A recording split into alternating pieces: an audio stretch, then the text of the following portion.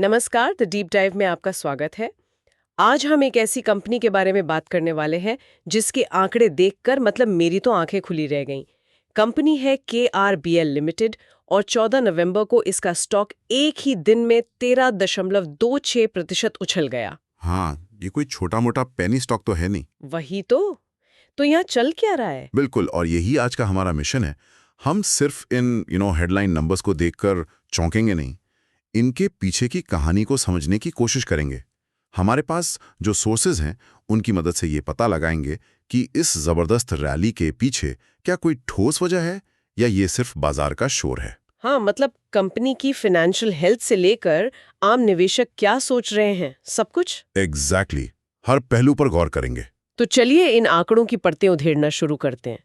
सबसे पहले वो नंबर जिसने सबका ध्यान खींचा। शेयर 429.35 रुपए पर बंद हुआ। एक दिन में 50 से ज्यादा की बढ़त।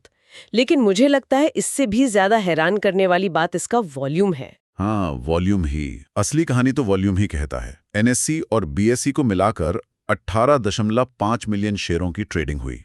18 मिलियन। हाँ, और देखिए, फाइनेंस की दुनिया में जब प्राइस और वॉल्यूम दोनों एक साथ आसमान छूते हैं तो उसे कंफर्मेशन कहते हैं। अच्छा, इसका मतलब है कि ये तेजी कुछ छोटे मोटे इन्वेस्टर्स की वजह से नहीं है। इसके पीछे बड़े प्लेयर्स और क्या कहते हैं, एक मजबूत कन्विक्शन का हाथ हो सकता है। मतलब ये सिर्फ आज का हीरो वाला मामला नहीं लग रहा। शायद नहीं। और इस कहानी में एक और दिलचस्प मोड़ है। क्या? सोर्स के मुताबिक ये स्टॉक अपने 52 हफ्ते के निचले स्तर से लगभग 78% ऊपर आ चुका है। 77%। हाँ, 77.97% टू बी प्रिसाइज। तो ये एक दिन की कहानी नहीं है, ये तो एक शानदार कमबैक स्टोरी है जो पिछले कुछ समय से बन रही थी। बिल्कुल, और कल का दिन शायद उसका क्लाइमेक्स था। ठीक है, एक कमबैक स्टोरी, वो भी एक दिन में 13% की तेजी के साथ। तो आखिर ये KRBL कंपनी है क्या जो इतना धमाल मचा रही है? कोई AI चिप बनाती है या कोई नई EV टेक्नोलॉजी? नहीं नहीं, बिल्कुल नहीं। और यही इस कहानी को और भी फैसिनेटिंग बनाता है। सोर्स के अनुसार KRBL भारत की पहली इंटीग्रेटेड चावल कंपनी है। चावल? हाँ, चावल। मतलब बासमती चावल और दूसरे कृषि उत्पाद। एग्जैक्टली, ये कोई नई नवेली टेक कंपनी नहीं है जो भविष्य के वादों पर चल रही हो। ये एक पारंपरिक मतलब जमीन से जुड़ा हुआ बिजनेस है। ये एक बहुत ही जरूरी पॉइंट है, क्योंकि ये कोई SaaS कंपनी तो है नहीं जहां मार्जिन्स प्रेडिक्टेबल हों।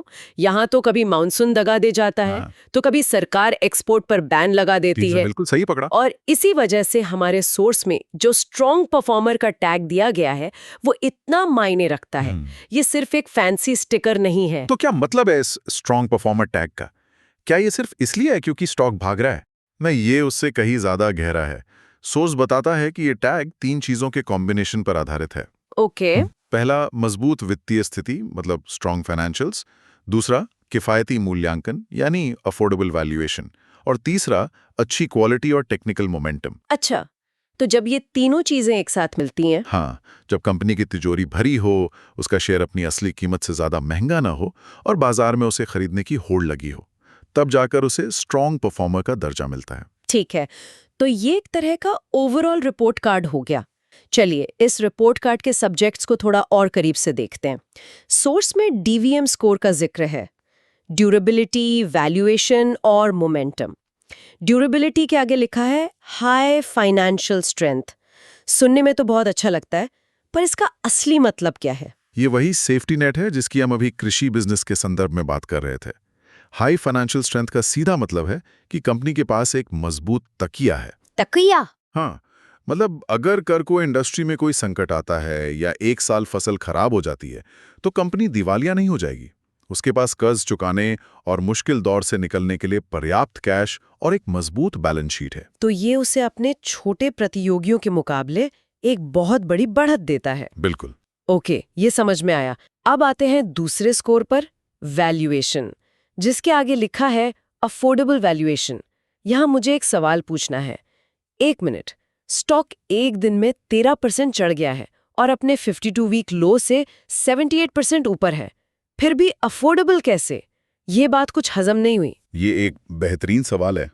देखिए, अफोर्डेबल का मतलब सस्ता नहीं होता। अच्छा। इसका मतलब है कि कंपनी की कमाई करने की क्षमता, उसकी संपत्ति और भविष्य की ग्रोथ को देखते हुए शेयर की मौजूदा कीमत अभी भी मतलब वाजिब लग रही है। हो सकता है कि इतने बड़े उछाल के बाद भी इसका PE ratio, price to earnings ratio, industry के औसत से कम हो। या इसकी बुक वैल्यू के हिसाब से ये अभी भी आकर्षक हो। हाँ, सोर्स का विश्लेषण यही इशारा कर रहा है कि इस रैली के बावजूद स्टॉक अभी हद से ज्यादा महंगा नहीं हुआ है। दिलचस्प है। और तीसरा स्कोर है मोमेंटम, 63.2100, जिसे टेक्निकली मॉडरेटली बुलिश कहा गया है। हाँ, और मॉडरेटली शब्द यहाँ बहुत जरूरी है। क्यों?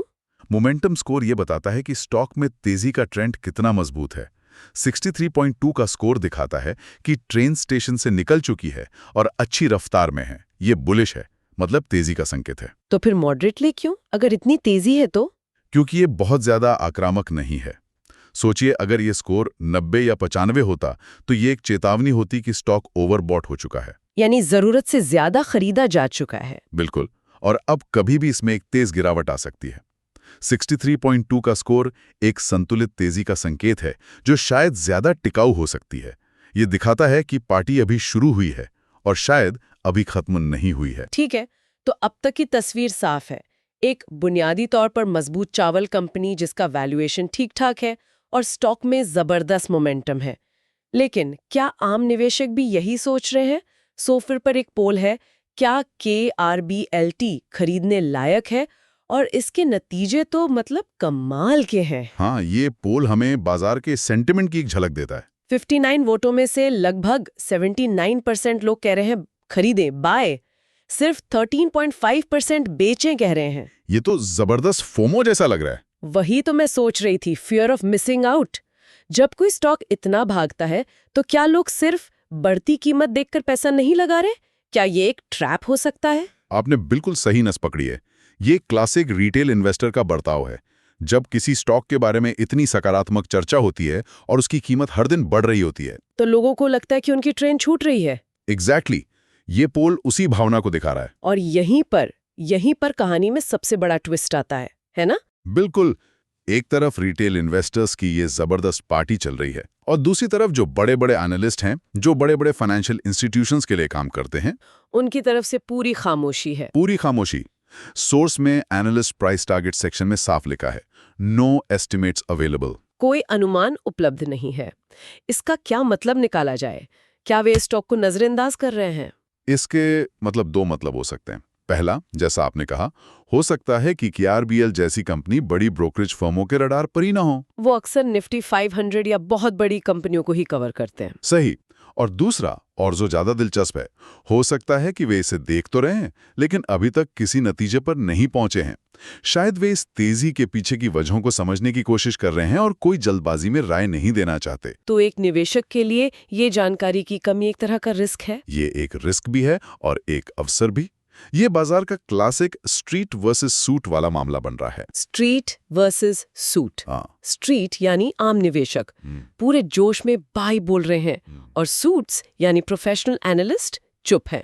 इसका मतलब ये है कि एक निवेशक को अपना फैसला पूरी तरह से अपने विश्लेषण और पब्लिक सेंटिमेंट पर लेना होगा। उन्हें किसी एक्सपर्ट की रिसर्च का सहारा नहीं मिलेगा। तो अगर हम आज की पूरी चर्चा को समेटें तो KRBL की जो तस्वीर उभरती है वो बहुत ही दिलचस्प है। हमारे पास एक मूलभूत रूप से मजबूत पुराने जमाने की कंपनी है।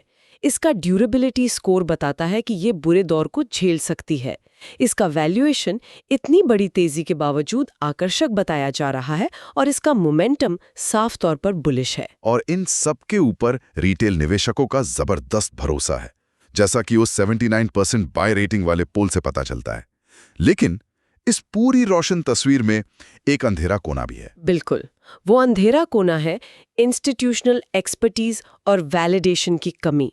बड़े विश्लेषकों की तरफ से कोई कवरेज नहीं, कोई प्राइस टारगेट नहीं, पूरी तरह से चुप्पी। ये एक ऐसी पहेली है जिसकी दो हिस्से तो हमारे सामने हैं, लेकिन एक जरूरी हिस्सा गायब है। सही कहा। ये हमें एक बहुत ही मजेदार सवाल पर लाकर छोड़ देता है। जब एक तरफ आम निवेशकों का भारी उत्साह और सकारात्मक आंकड़े हों और दूसरी तरफ पेशेवर विश्लेषकों की खामोशी, तो इसे कैसे देखा जाए? तो सवाल ये उठता है, क्या आप उस भीड़ का हिस्सा बनना चाहेंगे जो एक शानदार पार्टी कर रही है, या आप उस शांत कोने में खड़े प्रोफेशनल की तरह इंतजार करेंगे जो शायद कुछ ऐसा जानता है जो बाकी लोग नहीं जानते? इस पर सोचना जरूरी है।